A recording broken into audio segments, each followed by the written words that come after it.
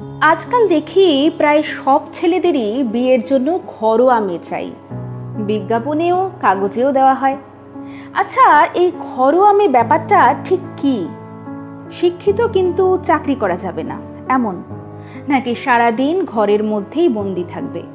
রান্না বান্না, বাসন মাজা, ঘর মোছা, শাশুড়ির পাকা চুল বেছে দেওয়া আর সময় মতো শ্বশুরের মুখের কাছে জলখাবার এগিয়ে দেওয়া, এই সবের বাইরে আর তার কোনো দুনিয়া থাকবে না এমন?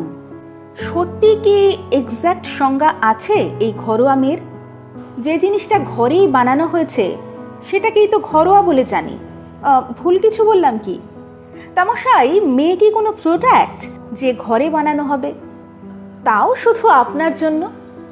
আর যদি তাই হয় তাহলে ঘরোয়া ছেলেও তো হওয়া উচিত ছিল, কিন্তু আজ অবধি শুনলাম না তো।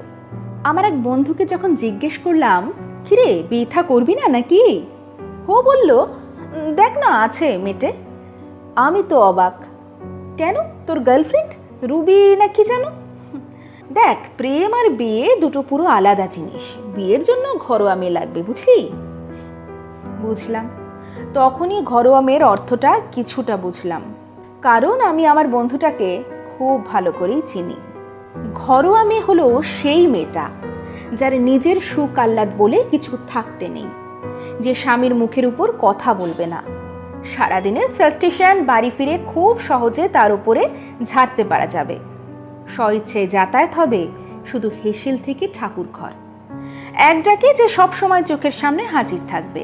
কিন্তু তাকে দিয়ে তো ব্যাংকের কাজ হোক বা ইলেকট্রিক বিল জমা সবই করাতে হবে, বা ধরুন বাবার হঠাৎ পেট ব্যথা উঠলে ডাক্তারের পুরনো প্রেসক্রিপশন দেখে মেডিসিনও আনতে হবে। তাই ঘরোয়া মেয়েটিকেও অন্ততপক্ষে গ্র্যাজুয়েট হতে হবে। এবার আমি বলি, বন্ধু, আসলে তোদের বউ না, ফ্রিতে একজন শিক্ষিত কাজের লোক লাগবে, যে সারা দিন বাড়ির সবার ফাইফরমাস খাটার পর রাত্রে তোকে ফ্রিতে। সব মেয়েরাই ঘরোয়া, বুঝলি? ঠিক তুই আমি যতটা ঘরোয়া। পুরুষত্ব কোমরের নিচ থেকে শুরু হয় না বস, মাথার চুল থেকে শুরু হয়। আর একজন পুরুষের প্রথম লক্ষণ হলো নারীদের সম্মান করা। ঘরোয়া মেয়ে কথাটাই যথেষ্ট অসম্মানজনক একজন মেয়ের কাছে। আগে পুরুষ হয়ে দেখা, তারপরই না হয় বিয়ে করিস।